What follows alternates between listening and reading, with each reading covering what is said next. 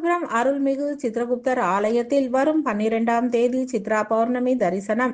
காஞ்சிபுரம் பேருந்து நிலையம் அருகே அமைந்துள்ள வேறு எங்கும் இல்லாத சித்ரகுப்தருக்கு என தனி சன்னதி கொண்டு அமர்ந்து அருள்பாலித்து வரும் அருள்மிகு கர்ணகி அம்பாள் சமேத சித்ரகுப்தர் ஆலயத்தில் வரும் சனிக்கிழமை சித்ரா பௌர்ணமி நட்சத்திரத்தில் மாலை திருக்கல்யாணம் உற்சவமும் இரவு வீதி உலாவும், அதனைத் தொடர்ந்து திங்கட்கிழமை 12ஆம் தேதி சித்ரா பௌர்ணமி அன்று சிறப்பு தரிசனமும் நடைபெற உள்ளது என ஆலய நிர்வாகம் சார்பில் தெரிவிக்கப்பட்டது.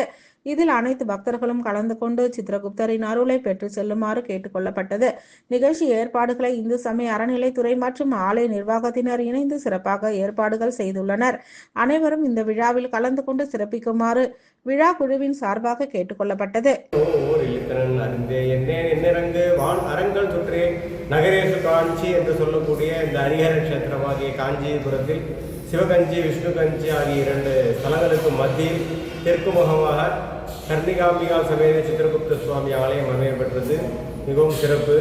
இந்த திருக்கோவிலின் முக்கியமான வைபவமாகிய சித்ரா பௌர்ணமி திருக்கல்யாண வைபவமானது வரும் சனிக்கிழமை அன்று சித்திரை நட்சத்திரத்திற்குரிய மாலை வேளையில் சுவாமிக்கு திருக்கல்யாண வைபவம் வீதி உலாவும், அதைத் தொடர்ந்து மறுநாள் விஸ்வரூப தரிசனமும், அதை அடுத்து 12ஆம் தேதி திங்கட்கிழமை காலை அதிகாலை 5 முதல் இரவு 10 மணி வரை சித்ரகுப்த சுவாமி சித்ரா பௌர்ணமி சிறப்பு தரிசனமானது உலகத்திலேயே வேறு எங்கும் கருவறை இல்லாத ஒரே ஒரு தனிக்கோவிலாக விளங்கக்கூடிய இந்த காஞ்சிபுரத்தில் விசேஷமாக கையில் எழுத்தாணி ஓலைச்சுவடியுடன் தெற்கு முகமாக இருந்த சித்ரகுப்தருக்கு அந்த வைபவமானது நடைபெறுகிறது.